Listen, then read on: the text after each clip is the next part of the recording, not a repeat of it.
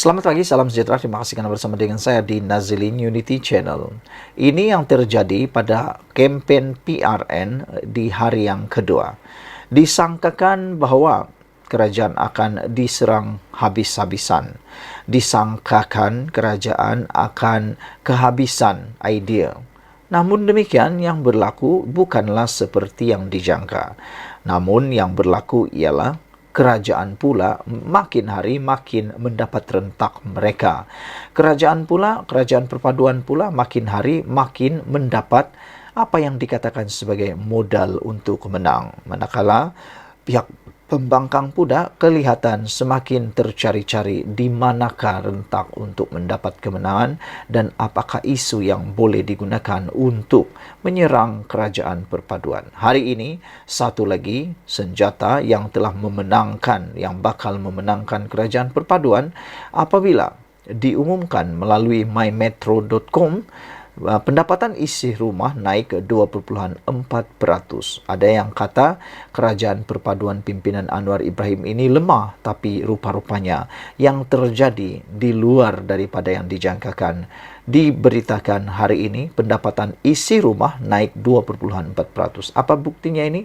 Apakah maksud laporan ini? Laporan ini menunjukkan bahwa ianya adalah sesuatu perkara yang amat positif untuk seluruh rakyat Malaysia dan adalah pencapaian yang hebat, yang amat hebat yang dipimpin oleh Perdana Menteri kita Anwar Ibrahim.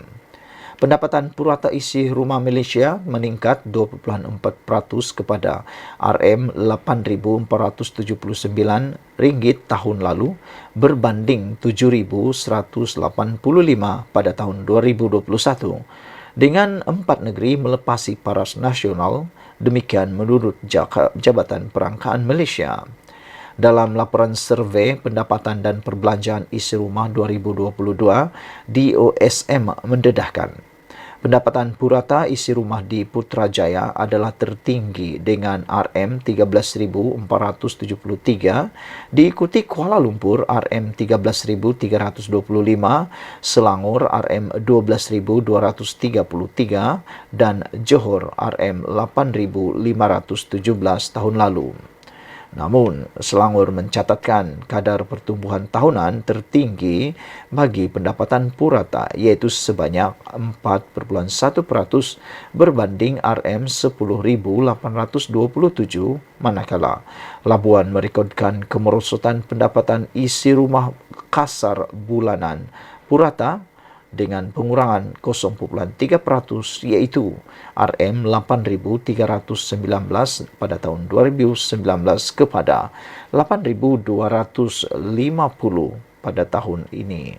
Ketua Perangkaan Datuk Seri Dr. Muhammad Uzir Mahidin berkata, laporan terbabit turut menyatakan pendapatan isi rumah boleh guna purata meningkat 1,7%, iaitu RM7,111 berbanding 2019, iaitu RM6,764.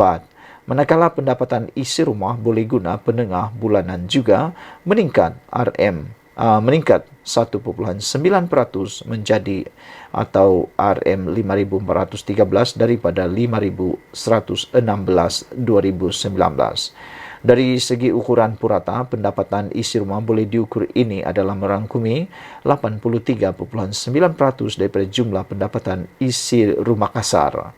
Nilai pendapatan itu mengambil kira purata saiz isi rumah sebanyak 3,8 orang dengan purata 1,8 orang penerima pendapatan.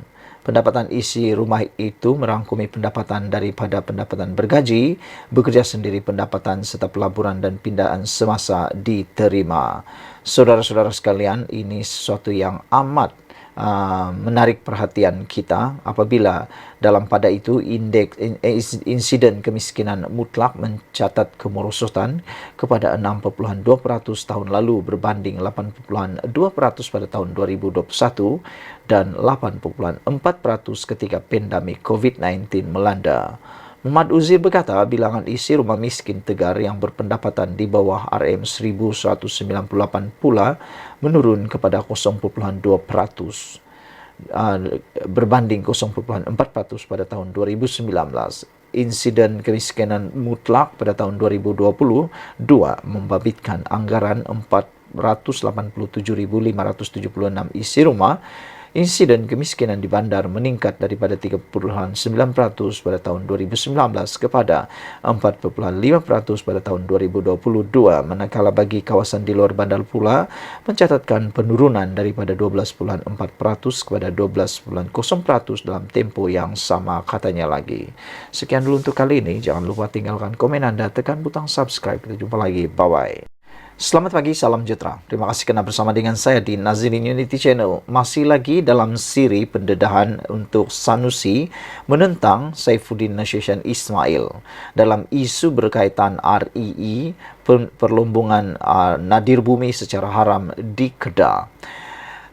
Saifuddin hari ini menyatakan dia anggap peluru besar walhal peluru kapur meriam bulu saja, kata Saifuddin. Alusta Menteri Dalam Negeri Datuk Seri Saifuddin Nasution Ismail menjelaskan lawatannya ke Langkawi Jumaat lalu adalah atas urusan rasmi bagi mendengar taklimat daripada agensi keselamatan. Katanya, sebagai anggota pentadbiran kerajaan yang menjaga portfolio keselamatan, beliau perlu diiringi sejumlah pegawai keselamatan dan perlu menginap di hotel bersamanya. Berikutan itu, beliau mempertikai bagaimana borang tempahan yang dibuat agensi di bawah Kementerian Dalam Negeri KDN di sebuah hotel milik Kerajaan Negeri Kedah boleh bocor dan diperoleh Menteri Besar Datuk Sanusi Maknor. Kunjungan rasmi saya ke Langkawi bersama Ketua Polis Negeri untuk diberikan taklimat oleh Ketua Polis Daerah mengenai persiapan Ibu Pejabat Daerah IPD Langkawi menguruskan hari penamaan calon. Sudah tentu saya pergi atas urusan rasmi sebagai Menteri Dalam Negeri. Bila saya bergerak sebagai Menteri, saya diiringi beberapa pegawai keselamatan. Kalau saya memilih menginap di sana, sudah tentu mereka pegawai keselamatan disediakan bilik. Kebetulan hotel yang saya pergi milik Kerajaan Negeri Kedah. Jadi borang tempahan bilik saya bocor. Kita maklum pada hotel apabila saya dan Ketua Polis Negeri menginap di situ, ia bukan berkaitan Saifuddin sahaja. Kerana saya adalah anggota pentadbiran yang memegang portfolio keselamatan, katanya pada sidang media di Pejabat PKR Kedah hari ini. Saifuddin berkata, tidak timbul isu beliau menyalahguna agensi kerajaan untuk berkempen pada pilihan rakyat negeri seperti yang didakwa Muhammad Sanusi semalam. Katanya, beliau turut kesal dengan tindakan memuat naik dokumen tempahan yang dibuat Kementerian Dalam Negeri di laman sosial Muhammad Sanusi sehingga menimbulkan pelbagai reaksi. Kalau hotel dengan mudah membocorkan borang tempahan, tak bagus untuk perniagaan hotel itu.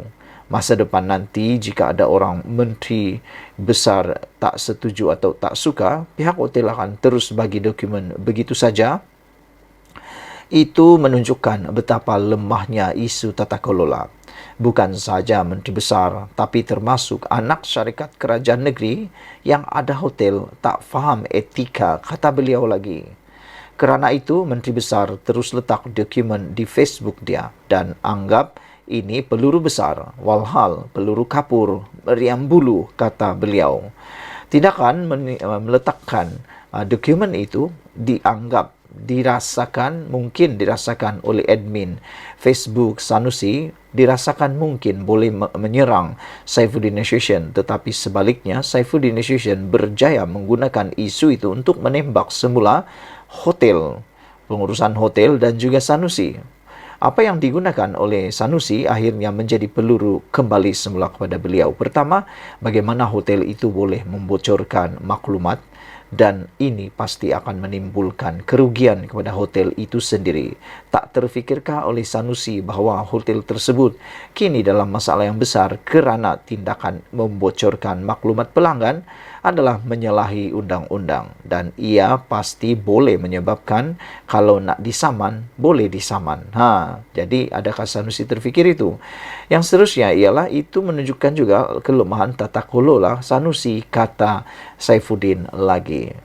Menurut Saifuddin, bila tempahan dibuat agensi di bawah saya, dianggap menyalahgunakan, sedangkan selain taklimat polis, saya juga diberikan taklimat Jabatan Immigration supaya kunjungan saya menjadi lebih produktif, katanya. Semalam, Muhammad Sanusi mendedahkan dokumen tempahan 15 bilik di sebuah hotel dipercayai di Kuah dengan bayaran dibuat Jabatan Immigration Malaysia. Sekian dulu untuk kali ini. Jangan lupa tinggalkan komen anda, tekan butang subscribe. Kita jumpa lagi. Bye-bye. Selamat pagi, salam sejahtera. Terima kasih Anda bersama dengan saya di Nazilin Unity Channel. Ini satu pendedahan yang paling menarik sekali untuk Anda dapatkan pagi ini. Dipetik daripada BH Online, Azmin antara pemimpin paling dibenci penyokong Pakatan Harapan. Itu persoalan yang ditimbulkan dalam siri pendedahan di Berita Harian Online.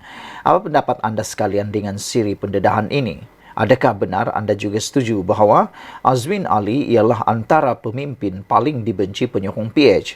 Dan adakah anda boleh senaraikan sebab mengapa penyokong PH membenci Azmin Ali ini? Salah satu sebab yang ditulis oleh netizen dalam ruangan komen ialah mereka kata kerana tindakan Azmin Ali menjadi sekongkol di dalam langkah Sheraton dan menyertai pula Parti Bersatu meninggalkan Parti Pakatan Harapan ataupun Parti Keadilan Rakyat yang mana telah mengangkat beliau menjadi orang yang sangat hebat pada waktu dahulu. Dan oleh kerana mereka kata itu, dia lupa daratan. Dan tak tahulah apa sebab dia pindah sebenarnya. Pilihan Raya Negeri PRN Selangor disifatkan peluang terakhir kepada bekas ahli Parlimen Gombak, Datuk Seri Mohamed Azmin Ali untuk membuktikan keupayaannya sama ada masih relevan atau sebaliknya dalam arena politik Malaysia. Bekas Naib Ketua Pemuda UMNO Sahrir Hamdan bagaimanapun beranggapan, Azmin yang juga bekas Menteri Perdagangan Antarabangsa dan Industri masih mempunyai pengaruh tersendiri di Selangor, sekaligus membuka peluang untuknya terus berpolitik di negeri berkenan. Sahri menganggap ini adalah peluang terakhir buat Azmin walaupun beliau hanya pernah kalah sekali, iaitu pada pilihan raya yang lalu, tetapi saya tidak rasa kerja beliau akan bertahan dalam dunia politik, kata beliau. Sekiranya beliau kalah sekali lagi, kali ini dalam PRN, dua perkara akan berlaku. Pertama, politik negara akan meninggalkannya atau dalam bersatu sendiri beliau mungkin tercicir berbanding beberapa pemimpin yang lain. Katanya pada program Podcast Keluar Sekejap dikendalikan bersama bekas Ketua Pemuda UMNO Khairi Jamaluddin. Sahrin berkata Azmin ketika ini dianggap pemimpin paling dibenci oleh penyokong PH yang dikaitkan dengan penyebab kepada langkah Sheraton pada tahun 2020. Kalau tanya penyokong PH, figura paling tak disukai adalah Azmin. Ramai pemerhati menganggap Azmin dah habis atau kalah. Tapi Azmin ini ada sesuatu pengaruh di Selangor yang tidak ada di negeri lain, kata beliau. Kalau dia pergi ke Kuala Lumpur atau Johor, tak nampak bayang pengaruh itu. Di Selangor ini ada aura yang tak boleh dinafikan, kata beliau lagi. Pada PRN kali ini, Azmin bertanding di Dewan Undangan Negeri Dun Hulu Kelang berpindah dari Dun Bukit Antarabangsa yang disandangnya sebelum ini menentang setiausaha politik kepada Menteri Besar Selangor Datuk Seri Amiruddin Syari, iaitu Juwairia Zulkifli pada PKR. Juruwaira yang juga timbalan Ketua Wanita PKR yang sebelum ini juga penyandang Dun Bukit Melawati menjadi pertaruhan penting PKR dalam misi menewaskan kumpulan yang disifatkan mereka sebagai pengkhianat parti. Kerusi Dun Hulu Kelang sebelumnya dimiliki Amanah diambil alih oleh PKR pada saat akhir. Sebagai gantinya, PKR menyerahkan kerusi Dun Batu Tiga kepada Amanah. Pada PRU 14, kerusi Dun Hulu Kelang disandang Saari Sungip dari PH yang mewakili Amanah. Dalam pada itu, Sahrir berkata, nasib berbeza bagi bekas ahli Parlimen Kepala Batas Datuk Seri Rezal Merican Naina Merican, di mana kerjaya politiknya masih terbuka biarpun tewas dalam pilihan raya umum ke-15. Rezal tiada naratif akan habis berakhir kerjaya politiknya. Rezal saya fikir tidak dibebani seperti dihadapi Azmin, cuma dia pun dapat tekanan dalam UMNO Pulau Pinang sendiri. Dalam pada itu, ketika membalas pandangan Sahrir, Khairi berkata dalam politik segala kemungkinan boleh berlaku. Dalam politik ini saya sudah belajar banyak perkara yang mana walaupun Azmin kalah beberapa kali, saya rasa dunia politik ini tidak boleh kata bahawa kerja seseorang itu akan habis. Ini kerana kita sudah pernah melihat kebangkitan kerjaya orang yang kita rasakan sudah kalas atau berakhir, kata beliau lagi.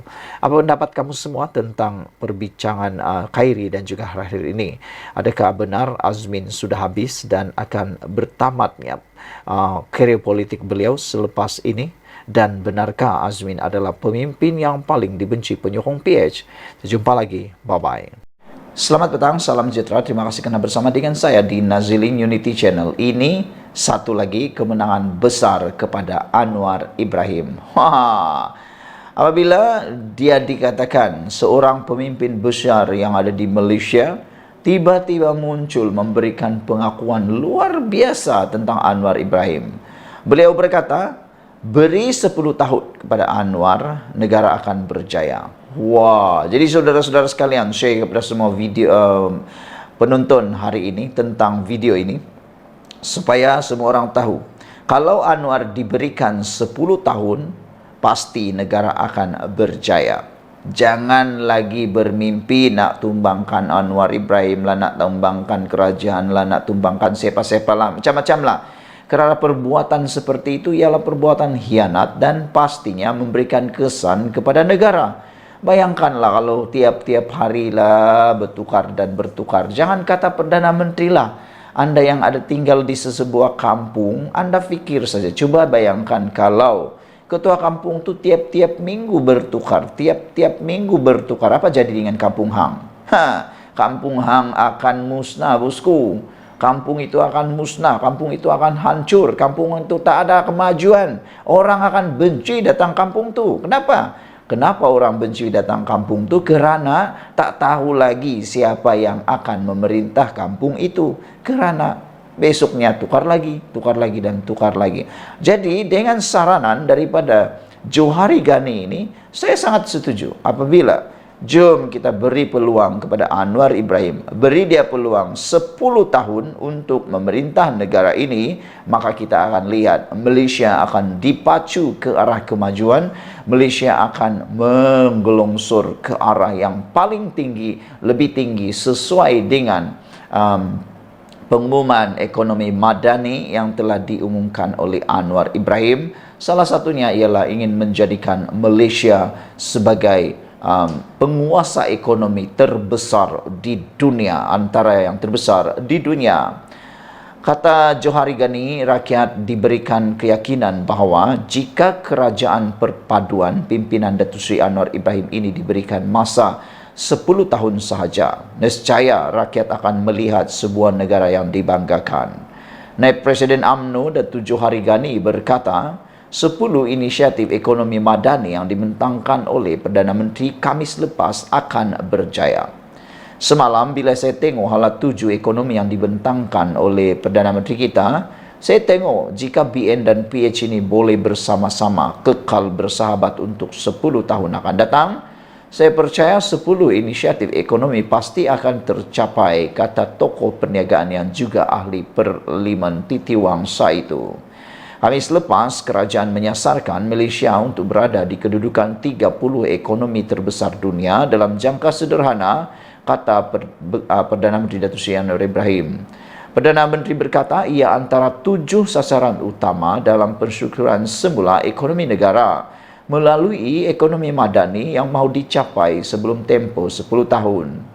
Beliau yakin Malaysia mampu mencapai sasaran besar itu dengan meneladani negara yang pernah berdepan kejatuhan namun tangkas dan bangkit semula ke hadapan.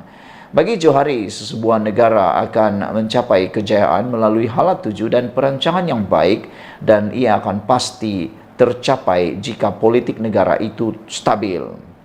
Politik yang stabil akan berlaku jika ia berada di tangan pemimpin yang meletakkan kepentingan negara dan rakyat lebih utama dari kepentingan politik. Katanya, sikap ini sangat berbeza dengan pemimpin Perikatan Nasional apabila mereka menolak untuk bersama-sama membentuk kerajaan perpaduan. Kita lihat sebuah negeri di utara tanah air, rakyatnya terpaksa keluar dari negeri itu untuk mencari pekerjaan. Mereka ini dah diberi peluang untuk mentadbir di sebuah negeri itu lebih 30 tahun dah. Tetapi apa yang berlaku kepada negeri itu? Mereka kata kerajaan mereka berbeza daripada kerajaan pusat. Mereka dizalimi oleh pusat. Saya tanya mereka, Selangor dah berapa penggal sebelum ini berbeza dengan pusat? Tetapi Selangor menjadi negara ekonomi paling kuat. Katanya menjawab alasan pemimpin PAS bahawa Kelantan miskin kerana dianaktirikan kerajaan pusat. Yang ini best. Atas sebab itu katanya, dia adalah antara ahli Parlimen UMNO yang paling awal mengusulkan agar partinya bersama-sama membentuk kerajaan perpaduan. Selepas pilihan raya ke-15 lalu, apabila tidak ada satupun parti yang menguasai kerajaan atau boleh menubuh kerajaan, saya antara orang pertama cakap secara terbuka, kita kena tubuh kerajaan unity, kerajaan perpaduan. Orang tanya saya kenapa, saya cakap jika kita tangguh penubuhan kerajaan ini, ia akan berikan kesan yang tidak baik kepada negara. Saya buat keputusan sebagai ahli parlimen. Saya jumpa Presiden UMNO, saya beritahu dia, Datuk Seri Presiden, kita kena bantu negara ini untuk kita tubuhkan kerajaan. Kerana jika kita tidak tubuhkan kerajaan, ia akan macam Thailand, dah beberapa bulan dah tak boleh wujud, katanya.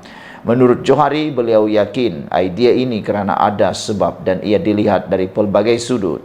Salah satu sebabnya, jika kita dapat wujudkan kerajaan sama dengan Pakatan Harapan PH, kita akan wujudkan kerajaan yang stabil di negara ini, kata beliau. Bagi Datuk Johari, pemimpin PH ini berbeza kerana mereka lebih mementingkan negara dari politik. Katanya pada 2008 BN dan UMNO kalah di Selangor. Begitu juga pada 2013-2018 yang berbanding sebelum ini, BN yang menguasai Selangor selama lebih 50 tahun. Sebelum ini kita bangunkan Selangor selepas 2018, 2013, 2018 saya tengok Pakatan Harapan ini boleh sambung pembangunan itu dengan baik. Sebab itu hari ini negeri yang boleh dibangunkan dengan begitu sempurna adalah Selangor. GDP terbesar di Selangor, reserve di Semenanjung, Selangor paling banyak sekali. Jika kita tidak tahu mentadbir, kita tidak akan ada statistik yang saya sebutkan itu. Kata Johari memuji kemampuan PH untuk mentadbir negeri dan negara. Saudara-saudara sekalian, dalam banyak-banyak perkara yang saya bacakan sebentar tadi itu ialah yang paling saya tertarik sekali ialah apabila ada pemimpin di Kelantan mengatakan jangan bandingkan Selangor dengan Kelantan. Tetapi sebenarnya jawapan kepada perkara tersebut adalah Selangor dah berapa penggal sebelum ini berbeza dengan kerajaan pusat. Dah berapa penggal? Anda masih ingat tu? Tetapi kenapa Selangor menjadi negara ekonomi paling kuat? Kerana kepimpinan di Selangor pada waktu itu sehingga sekarang adalah kepimpinan yang terbaik, kata Johari lagi. Beliau mengatakan bahawa jika mereka dizalimi dan dianaktirikan oleh kerajaan pusat, maka itu hanya alasan semata-mata. Beliau berkata ada sebabnya dia adalah antara Parlimen UMNO yang paling awal mengusulkan agar partinya bersama-sama membentuk kerajaan perpaduan. Sekian dulu untuk kali ini. Jangan lupa tinggalkan komen Anda, tekan butang subscribe. Kita jumpa lagi. Bye-bye. Selamat petang, salam sejahtera. Terima kasih kerana bersama dengan saya di Nazilin Unity Channel.